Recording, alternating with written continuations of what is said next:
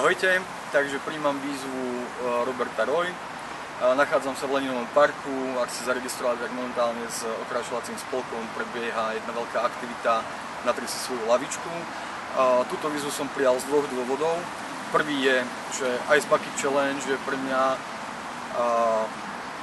slovné spojenie, ktoré mi ježí chlpy, a za druhé záleží mi na tomto meste. Preto príjmam túto výzvu a idem na to. A studenou vodou.